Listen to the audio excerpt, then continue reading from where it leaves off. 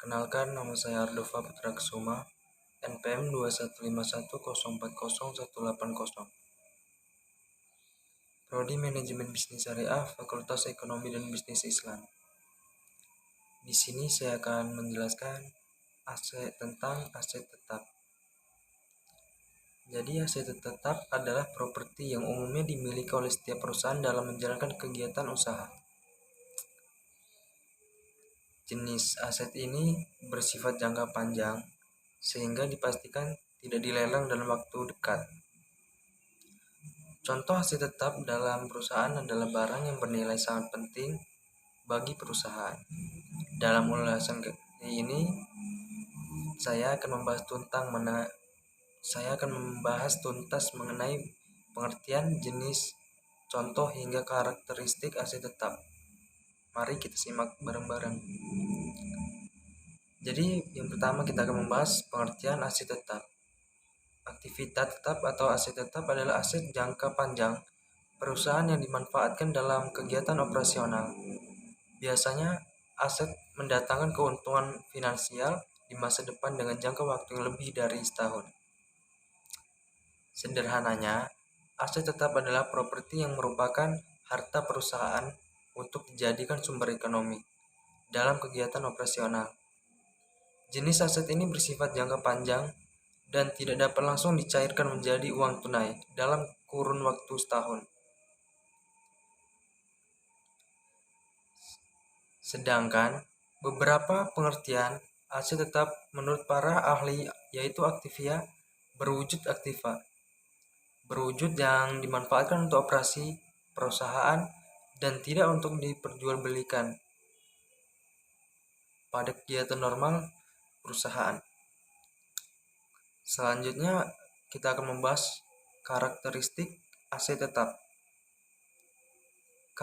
Karakteristik dari aset tetap adalah berbentuk fisik dan tertulis di neraca sebagai aset, properti dan peralatan. Adapun properti tersebut digunakan untuk kegiatan produksi. Di antaranya sebagai berikut. Yang pertama yaitu dapat disusutkan. Aset tetap adalah jenis aset yang dapat mengalami penyusutan. Hal ini menggambarkan kausan dan juga tingkat depresiasi saat penggunaan aset tetap. Yang kedua, ada memberikan keuntungan finansial jangka panjang. Selain itu, aset tetap adalah jenis kekayaan yang digunakan perusahaan untuk memproduksi barang dan menghasilkan keuntungan besar. Pasalnya, barang tersebut tidak dijual kepada pelanggan, melainkan disimpan dalam tujuan investasi. Selanjutnya di sini kita akan membahas klasifikasi aset tetap. Berbagai karakteristik yang dimiliki membuat aset ini dibedakan menjadi beberapa jenis. Di antaranya sebagai berikut. Yang pertama ada lahan. Salah satu aset tetap adalah lahan, baik berupa sebidang tanah kosong maupun bangunan. Jadi dalam akuntansi perusahaan, tanah dan bangunan di atas suatu lahan harus dipisahkan pencatatannya. Next, yaitu adalah inventaris. Peralatan yang dianggap sebagai aset tetap adalah alat-alat besar yang dimanfaatkan dalam kegiatan perusahaan. Misalnya, yaitu ada inventaris pabrik, inventaris kantor, inventaris laboratorium, dan inventaris gudang. Metode penyusutan aset tetap. Agar evaluasi aset tetap tidak berbeda-beda pada tiap perusahaan, maka Anda harus melakukan metode penyusutan aset tetap sesuai ketentuan yang berlaku. Berikut ini beberapa cara menghitung penyusutan aset tetap. Yang pertama ada cara penyusutan garis lurus, yaitu apabila Anda menghitung penyusutan menggunakan metode garis lurus, maka Anda harus menentukan beberapa perkiraan nilai residu aset pada akhir tahun pemakaian. Rumus penyusutan aset tetap adalah sebagai berikut. Biaya penyusutan sama dengan biaya aset nilai residu dikurang nilai residu aset atau umur pemakaian. Misalnya, perusahaan X ingin menjual satu mesin produksi seharga 8 juta dalam waktu 5 tahun mendatang dengan perkiraan nilai residu 1 juta rupiah jika menggunakan metode garis lurus. Maka biaya penyusutan aset tetap adalah sebesar biaya penyusutan, yaitu 8 juta dikurang 1 juta per 5 tahun. Jadi 7 juta per 5 tahun sama dengan 1,4 juta per tahun. Yang kedua, ada cara melalui penyusutan saldo menurun ganda. Dibandingkan dengan metode garis lurus, penyusutan saldo menurun ganda lebih detail dan berhati-hati dalam menentukan perkiraan. Pasalnya nominal biaya penyusutan lebih besar hingga 2 kali lipat. Biaya penyusutan sama dengan biaya aset dikali depresiasi ganda persen. Dengan contoh persoalan yang seperti sebelumnya. Jika menggunakan metode saldo menurun ganda, maka biaya penyusutan aset tetap adalah sebesar 8 juta dikurang 7,37 juta sama dengan 622.000 berdasarkan metode saldo menurun ganda. Itu bisa kita lihat dari tabel yang saya buat, tapi untuk kali ini saya tidak bisa melihatkannya.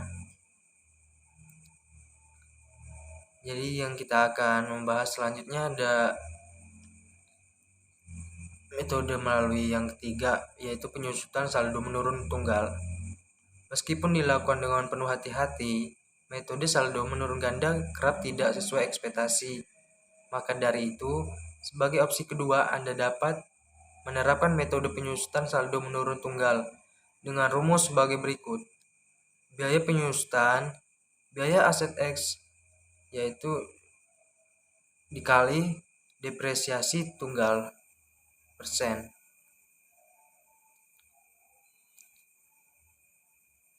Selanjutnya kita akan membahas cara melalui penyusutan jumlah angka tahun. Selanjutnya, cara perhitungan aset tetap adalah metode penyusutan dalam jumlah angka tahun. Adapun metode ini dapat dihitung menggunakan rumus sebagai berikut, yaitu biaya penyusutan sama dengan umur pemakaian dikali biaya aset dikurang nilai residu atau jumlah angka tahun. Maka perolehan biaya penyusutannya sebesar jika ingin menggunakan X, ingin perkiraan nilai residu saat dijual adalah Rp 1 juta rupiah, maka jumlah biaya depresiasi harus berada pada angka 7 juta rupiah. Baik, selanjutnya ada cara yang kelima, yaitu adalah penyusutan satuan hasil produksi. Anda dapat mengetahui perkiraan nilai depresiasi berdasarkan total barang yang diproduksi. Adapun jumlah perhitungannya adalah sebagai berikut. Biaya penyusutan sama dengan jumlah produksi atau total produksi usia ekonomis dikali biaya aset dikurang nilai residu. Misalnya, perusahaan X akan menjual satu mesin produksi seharga 8 juta rupiah berkapasitas produksi 100 ribu kali dengan perkiraan nilai residu 1 juta. Jika menggunakan metode satuan hasil produksi, maka biaya penyusutannya yang diperoleh sebesar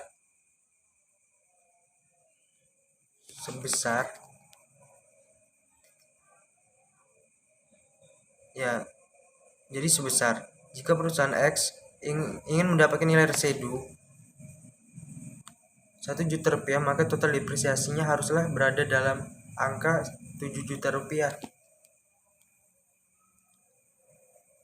Jadi ada 5 di situ yang udah saya jelaskan. Selanjutnya kita akan membahas apa sih perolehan aset tetap.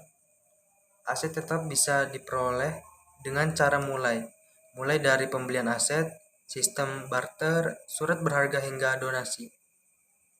Berikut adalah penjelasan lengkapnya yang saya akan membahas. Yang pertama adalah pembelian tunai. Aset tetap adalah kekayaan perusahaan yang diperoleh dari hasil beli secara tunai dan dimasukkan ke dalam pembukuan anggaran perusahaan. Adapun anggaran perusahaan tersebut berupa total pengeluaran agar aset tetap dapat dipakai. Yang kedua yaitu ditukar dengan surat-surat berharga. Salah satu perolehan aset tetap adalah melalui pertukaran surat berharga. Nantinya akan dimasukkan ke dalam pembukuan sesuai dengan harga pasar saham. Nilai pertukaran ini berguna untuk menjadi dasar pencatatan pendapatan aset tetap. Jadi sudah dua yang saya jelaskan. Selanjutnya kita akan yang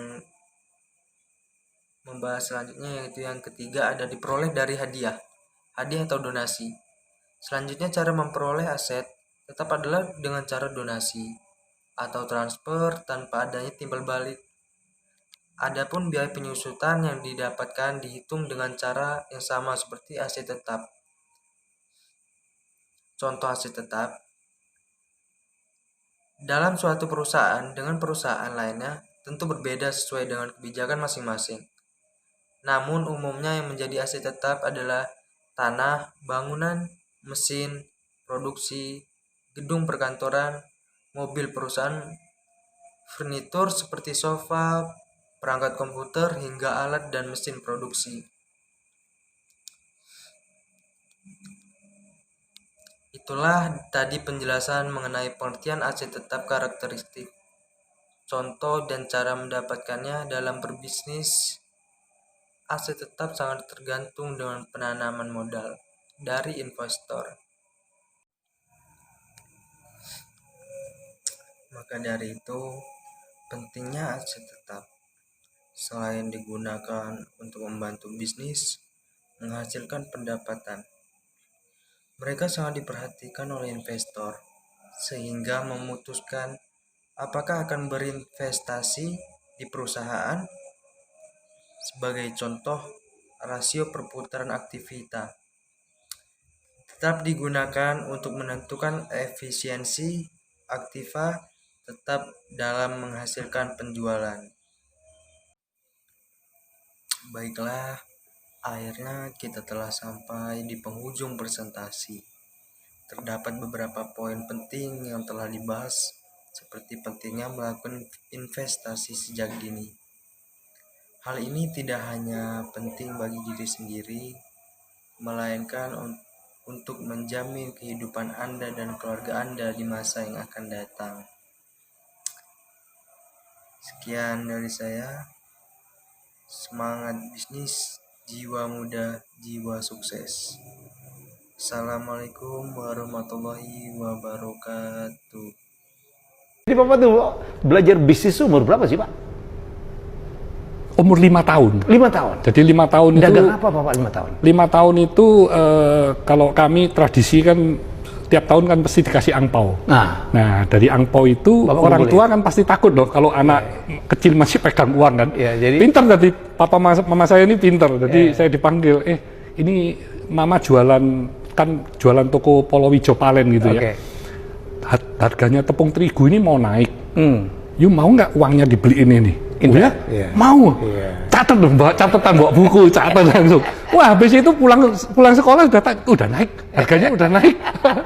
Terus itu bergulir, akhirnya udah naik, terus dibeliin biskuit, beliin minyak goreng, beliin apa, lama-lama jadi saya mengerti kalau berbisnis itu keuntungan gimana, cari uang itu nggak mudah. Jadi kalau waktu SD, sekolah, mama saya itu selalu tiap mau berangkat sekolah ambil uang, ngambil sendiri. Saya itu nggak berani ngambil. Dipaksa ngambil, akhirnya saya ngambil 10 rupiah, nanti pulang saya masukin lagi. Karena saya tahu nyari uang itu nggak mudah. Jadi itu pelajaran dari kecil tuh udah diajarkan? Iya. Pelajaran bisnis, pelajaran investasi, pelajaran tentang kejujuran. Betul. Ya Pak ya? Tanpa mereka ngomong, tapi mereka memberikan contoh nyata. Itu yang menurut saya, wow. Saya benar-benar secara nggak sadar itu sudah dididik menjadi seorang entrepreneur ya. Dan bagaimana kita harus bisa memberi atau mempunyai diferensiasi. Kita jangan terlalu memikirkan uang saja, karena kalau you berbisnis yang dipikir cuma uang atau hal-hal yang di bumi, nah ini pasti you akan melakukan segala macam hal yang mungkin kurang positif. Tapi kalau you memikirkan yang di atas, you selalu memikirkan hal-hal yang bermanfaat, yang mulia, nah itu hasilnya luar biasa.